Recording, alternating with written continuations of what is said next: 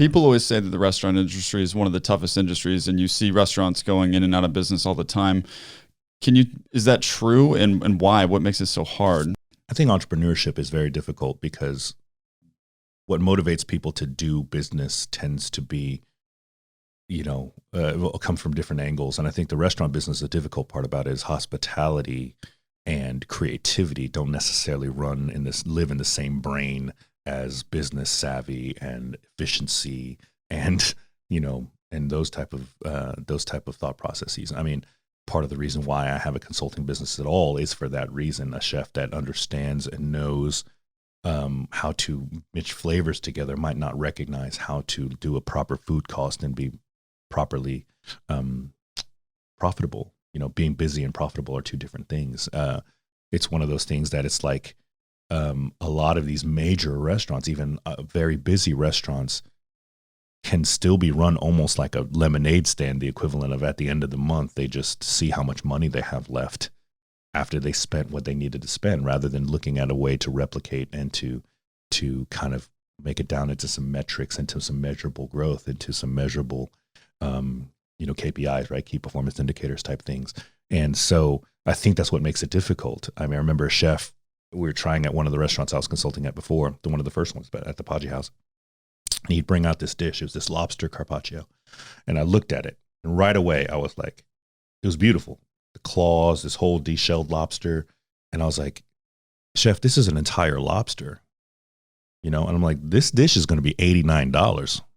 Like, can we sell this for $89? I'm like, is anybody going to buy this for $89? This is going to be crazy. It's like, I get it. It's probably tasty, but there's a reason why, lobster dishes only have 4 or 5 ounces of lobster in it. This is an expensive dish. I mean, I'm sure it's beautiful and delicious, but if we sold this, we would lose money on every one that we sold out, or every one of these that had to throw away because it went bad. We would cancel out every bit of the profit that we made from the other ones. And so that brain doesn't necessarily exist in a creative, in a chef world. I mean, to bring it all the way back full circle to the artist is the same thing. Not every artist that knows how to paint knows how to sell their paintings. No, not every artist that understands how to, color theory and understands these mediums of how to create these amazing works of art, understands how to incorporate themselves and pay proper taxes and to do that kind of stuff. Matter of fact, not everyone, most of them,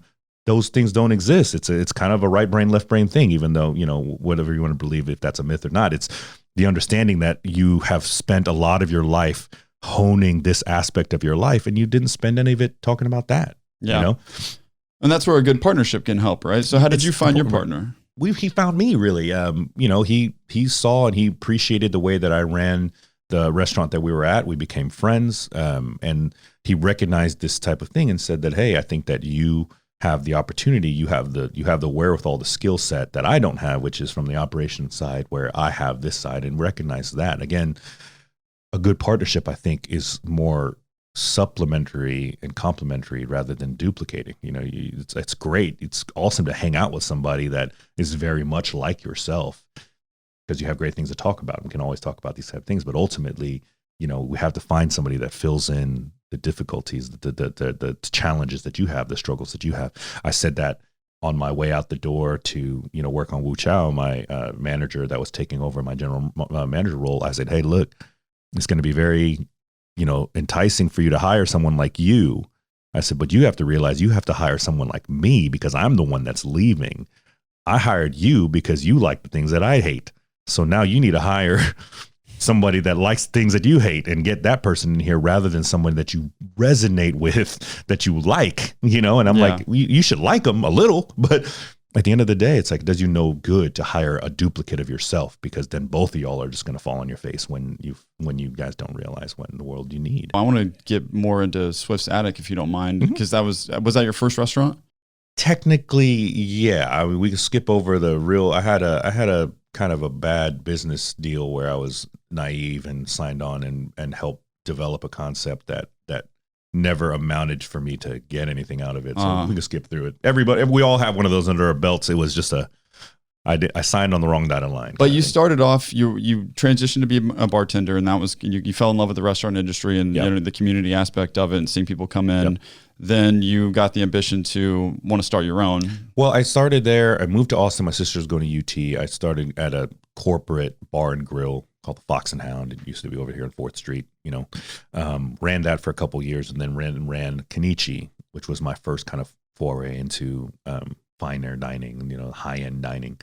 And I loved it. That, we became one of the things that really happened from a networking, the social aspect that really served me really well is like the Statesman wrote something about us being one of the 4 hardest restaurants to get into. So all of a sudden it was like a hot ticket. Like people were, calling me, begging for a table, or we started all of a sudden became this kind of, this gatekeeping type of situation. And it was great because it really networked, because a lot of people who loved what we were doing all of a sudden wanted to get to know us and become regulars. And we started developing friends and stuff like that. So that was my first instinct. Ran that for about 3 years.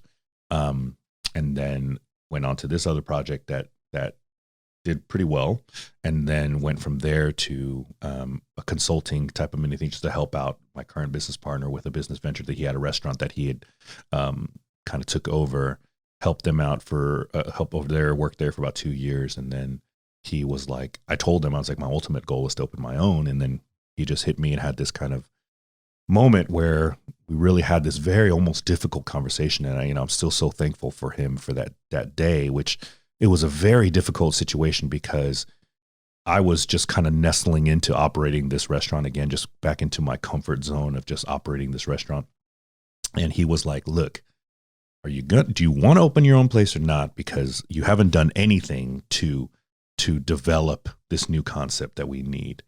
It's like, I can find somebody else to do this if they want to, but why are you doing this? You're not replacing yourself. You're not backfilling. You're not delegating. You're not doing any of these things that somebody needs to do to scale. I'm ready to do this restaurant with you, but you got to do it. What are you doing over here still? Why are you still working Monday night here instead of finding a manager to replace you? So, because I need you to come knock on my door and say, look, I'm ready. Let's go look at locations. Let's go talk about business plans. Let's talk about fundraising. Let's talk about all that. And it was just this really kind of like, I was like, man, I don't know what to do. And he's like, what do you mean you don't know what to do? You've done it. We're doing it right now. Well, if you don't know, why don't we talk about it? And it was this very poignant moment, this tipping point that was very good. And then he went, and then boom, next thing we know, we kind of came up with this concept of Swift's Attic that evolved and found this location, and it just kind of became there. And again, we lumped together that somebody wrote about us, called us the Justice League, because it was my executive chef from Uchiko and Vespaio, or Uchi and Vespaio. There wasn't an Uchiko then, Uchi and Vespaio, and then pastry chef from, Parkside, and, the sous chef from Wink. And I mean, it was just like all these kind of big players in the Austin restaurant scene. We all came together to kind of put together this crazy restaurant and got a lot of kind of buzz because of it. And then, the idea was this kind of for us, by us, FUBU of restaurants, which is like, kind of disrupt this idea of how fine dining should be. I was one of those people that I'm like, yeah, it shouldn't be stuffy. I want good food, but I don't want it to be quiet. And that's where the hip hop came from? Oh, the hip hop thing came from, we were there. So the first day, grand opening weekend, we were just playing basic ambient music. It wasn't anything, some like the kind of, whatever that station was that had that kind of basic, kind of vibey type of music. And it was the day that MCA from the Beastie Boys passed away. And obviously being a hip hop head, I was like, oh, that's, devastating to me. It was a tough day. And it was like, all right, I'll tell you what, one of the things we did over there was to rebel against this. We wanted to embrace the craft beer movement, but at the same time, I didn't want to be bougie. So I didn't want people to feel like, oh, if they wanted to drink, Miller Lite, like, we don't serve that here. Kind of like, I hated that vibe. And so I was like, all right, so we're going to carry all these craft beers, but we're going to carry Mickey's hand grenades. We're going to carry these like, bootleg, malt liquor that you buy from the corner store, whatever. And so we carried Mickey's hand grenades.